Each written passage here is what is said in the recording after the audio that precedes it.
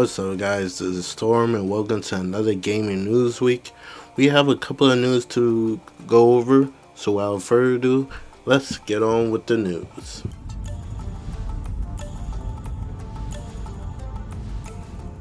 We got a news report from Amazon and the development of Tomb Raider. It said Amazon Games is facing a significant budget cuts following the plan to lay off 14,000 employees. But surprisingly, the development for the Tomb Raider will not be affected.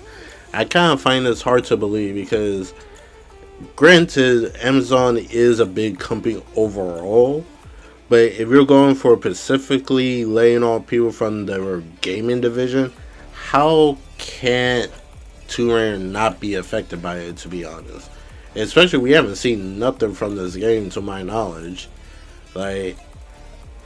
Like the best chance we'll probably get at the Game Awards, which we are a month and a couple of days left. By November 11th, we'll be officially 1 month away from the Game Awards. But even then, there's still a chance it will not appear at the Game Awards. So I honestly don't know what to say.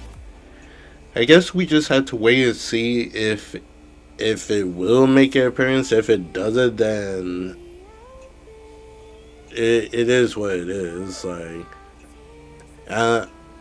I know they said the layoffs will not affect the development of Tomb Raider. In my opinion, I just find it hard to believe, honestly.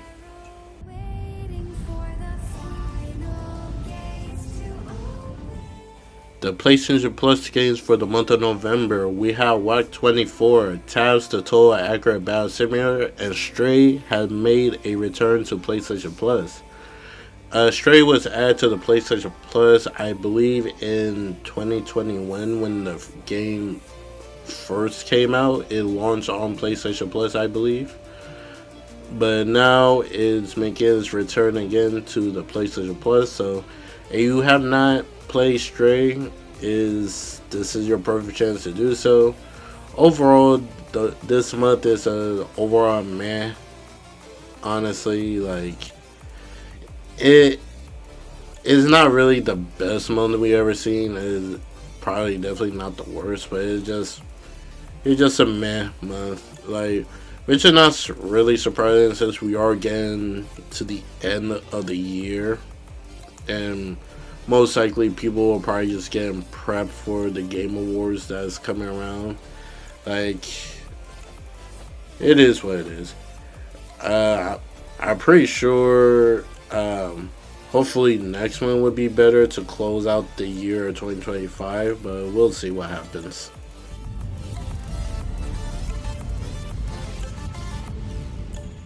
Resident Evil 9 Requiem pre-orders have gone live. For the standard version, you'll get the pre-order bonus of Grace costume Apocalypse. For the deluxe edition, you get the Demonistru from Resident Evil 8 as a costume for Grace. You get a screen filter for Apocalypse. You also get a SNS M232 weapon skin, Apocalypse. You get charms, one of them called Mr. Raccoon Charm. You get an audio pack of Raccoon City Classic and files letters from 1998. And I believe there's also a collection edition, but a buddy told me that some people are disappointed in it. And he told me it was because compared to the other Resident Evil games, this one does not have a statue. So I could guess some people will want the statue for a collection item and stuff. That's the only reason why they will be upset, because without a statue, if you want the collector's edition, it would be cost efficient, to be honest. Cause I think that's the majority why these collection editions be crazy expensive, because they got a whole ass statue in it.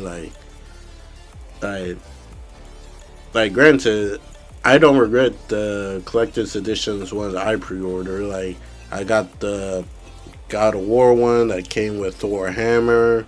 I got the Marvel Spider-Man 2 that has Spider-Man and Miles fighting against Venom. I also got the Final Fantasy 16 one with Ifrit fighting against the Phoenix and stuff. Yeah, those collection editions were expensive when I bought them, but they're still amazing and they still look really cool. So, yeah, it is what it is. But a lot of people are excited for Resident Evil 9, and I can't wait to see how it's gonna perform when it ends up in the gamers' hands next year.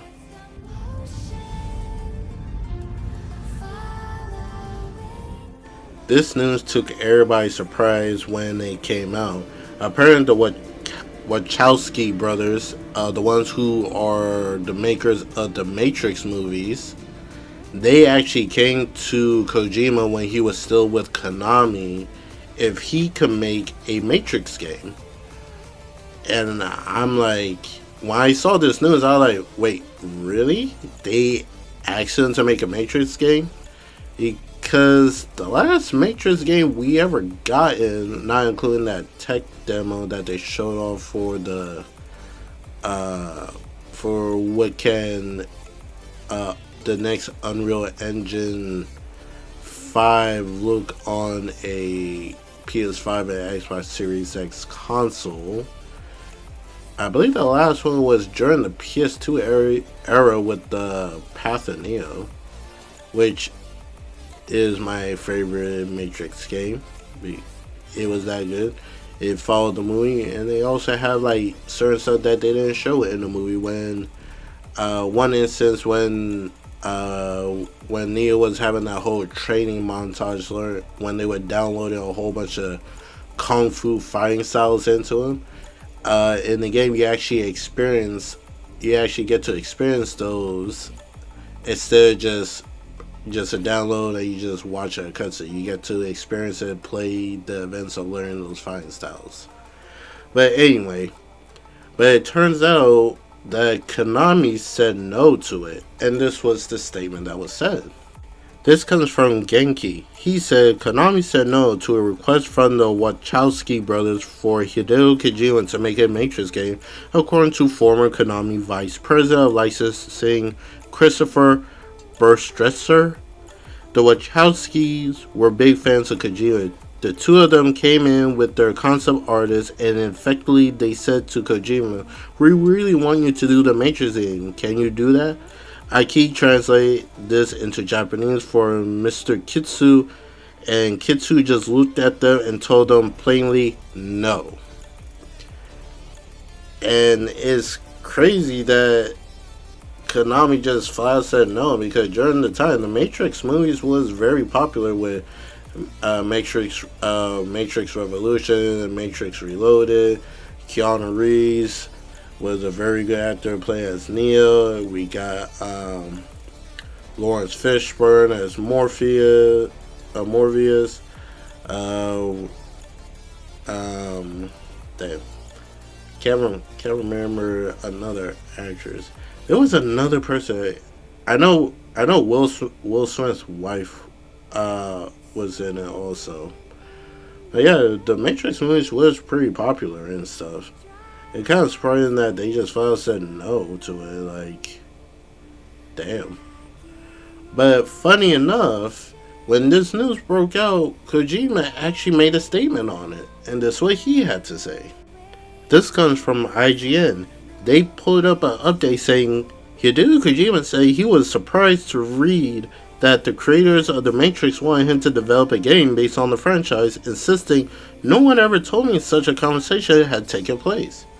So the fact that Konami flat out said no and didn't even let Kojima get a say in the matter, like that's really crazy. Like the fact Kojima, after all this time, Kojima never knew this whole thing ever happened.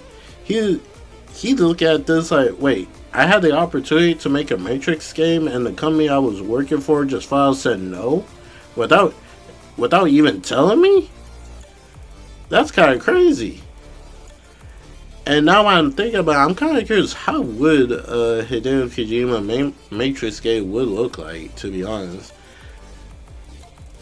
It would definitely have to go in more in depth with the fighting style than his usual espionage style, like how with Metal Gear Solid.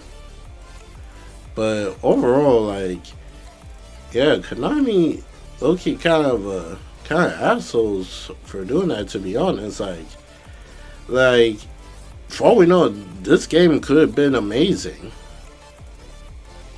So I don't know if I honestly don't know what will be the reason for this. Could it be that they didn't want to see Kojima to show that he got like amazing talent and stuff, or they didn't want to fund it because prior during those times, licensing IP to a studio to make a game for it probably wasn't that expensive during those early years of gaming.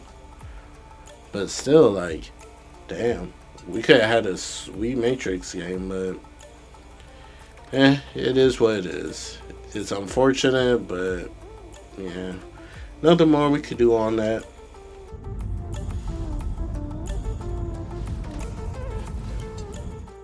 Remedy had an earning call that showcased some of their projects are planned to release and how far they are in development. This comes from Okami. He says Max Payne 1 and 2 Remake could release by the end of 2026, according to a Remedy latest earning call. Enter full production in August 2024. Remedy expects this phase to last 1 to 2 years. During the call, Remedy said the remake is tracking towards the milestone goals. They also said they're hoping to double their FY 2024 revenue for 2027. FY 2024 is the year Alan Wake 2 came in, and so only a major release like Max Payne 1 and 2 would feasibly get them there. Alright, so we're getting some updates on some of their projects. We already know they're doing the Max Payne 1 and 2 remake. Control 2 is also in that pipeline at some point. And I believe there was another project that they have going on, like a new IP one. But as of right now, that's the earning code that they got right now. And we'll see when these games release. They said by the end of 2026, so we're probably gonna see. I wonder. They're most likely probably will drop a trailer for the Game Awards, or probably just wait till next year to get the marketing rolling. But we just gotta wait and see how it looks. I never played Max Payne in the early ages of like the PS3. Like they came out on the PS3. Wherever the game came out, I never played that game honestly because I was just not into those type of games during those times. But my taste of trying out different games have definitely increased. There's some I still stay away from, but overall my like the type of game genres I like definitely expanded. So I am willing to give this remake a try just to see how it is. It could be fun.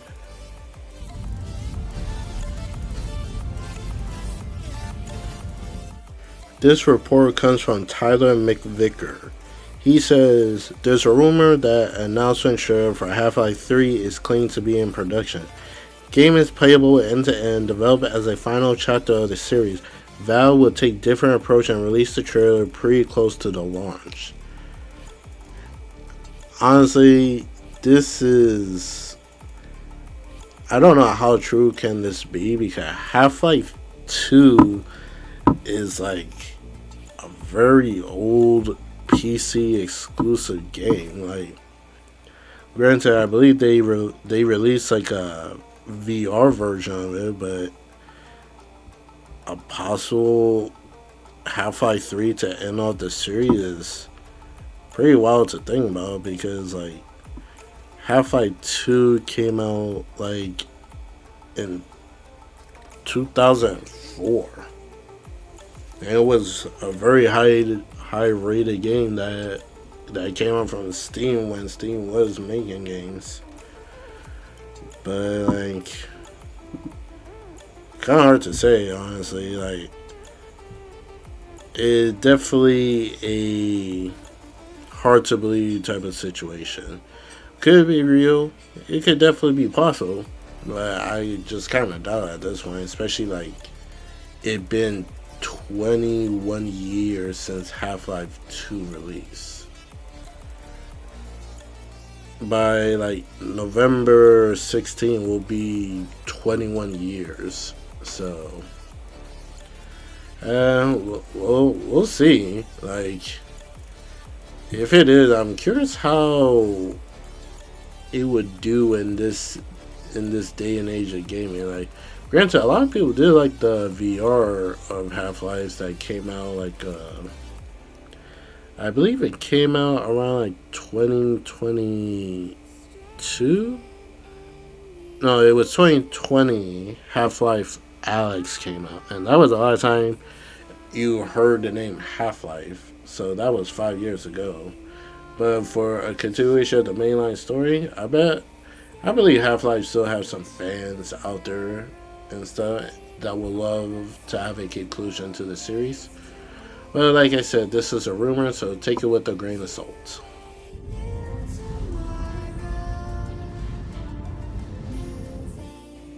This report goes back to my earlier discussion about the whole Amazon layoff.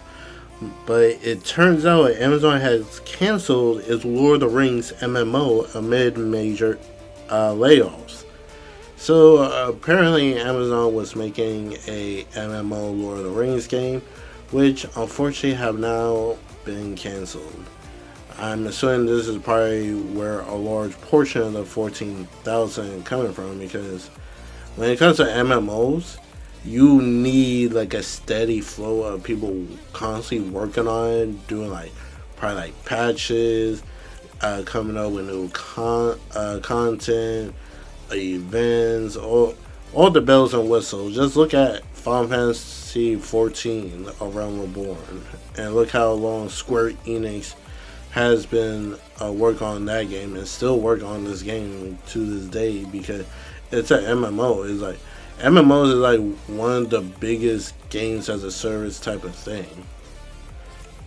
You constantly need like a steady flow for content and stuff. So if the MMO don't have content, unfortunately, it's going to fail and lose that player base over time.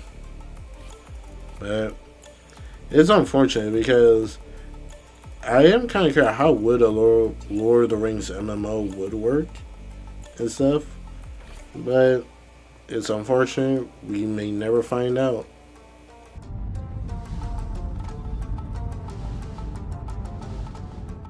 This comes from an interview from Video Game Chronicles with Satya Nadella, who is the CEO of Microsoft, and he talked about the future of Xbox. This way he had to say, "We want to be fantastic publishers, similar in approach to what we did with Office. We're going to be everywhere on every platform, and the best way to innovate is to have good margins." He basically doubled down what Matt Booty said. We spoke about that in the last video. That he said he doesn't see a competition with the other consoles. He sees it with like movies and TikTok. So Satya Nadella basically saying that it is what it is. Microsoft is officially a third-party publisher, just like how Sega became.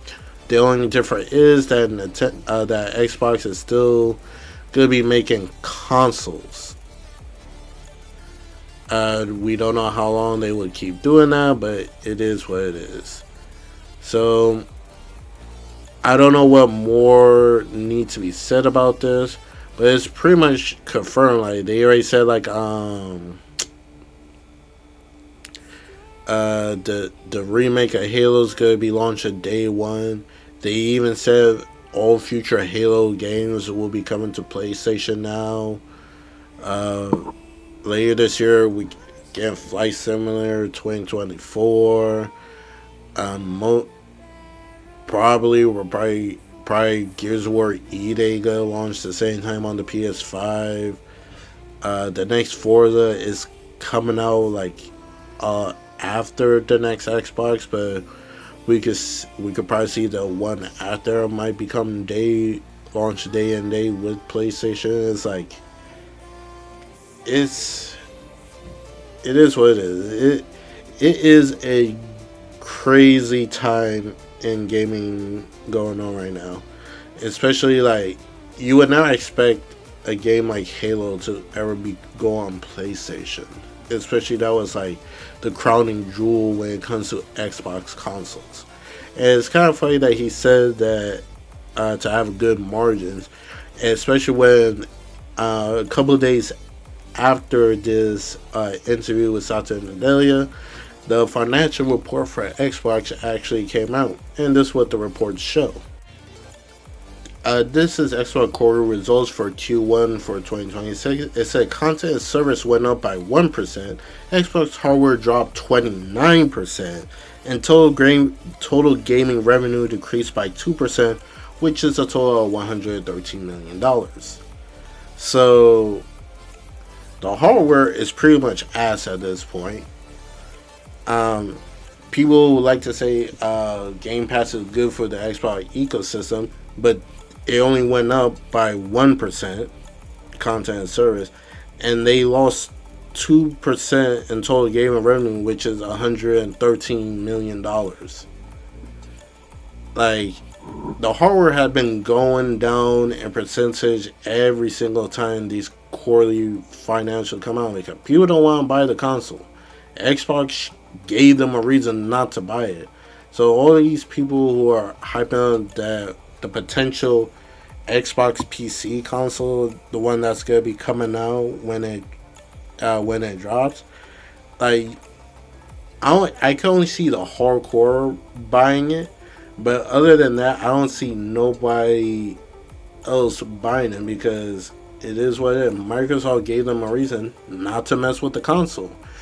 Yeah, they'll keep using Game Pass and other form of media and stuff, but like some people cancel their Game Pass because they don't want to spend $30 a month just to play games and not buy them. Microsoft dug this hole themselves, and it's up to them to get out themselves. Unfortunately, I don't see that happening anytime soon if they keep pushing like this. But that's all I gotta say. That's the end of the video. What do you guys say? Are you guys looking forward to the next Xbox console? Are you guys officially agreeing that's what Satya Nadella said by pretty much Xbox being a third-party publisher? Are you looking forward to Remedy's